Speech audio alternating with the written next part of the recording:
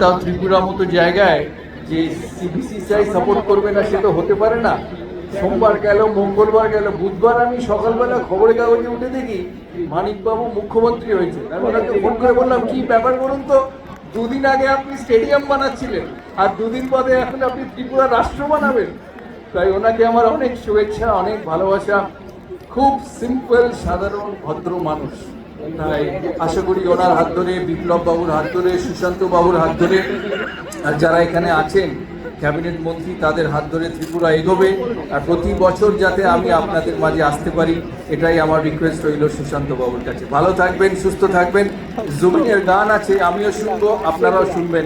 So have a good night. অনেক অনেক ধন্যবাদ। আমরা একবার এই মঞ্চ থেকে বলি সৌরভ গাঙ্গুলি, আর আপনারা চিৎকার করে বলবেন ভালোবাসি সৌরভ গাঙ্গুলি। অনেক অনেক ধন্যবাদ। আমি এবারে বিনম্রভাবে অনুরোধ করব মাননীয় সাংসদ শ্রদ্ধেয় শ্রী বিপ্লব কুমার দেব মহাশয়, দয়া করে আপনি আমাদের সকলের জন্য কিছু বলবেন।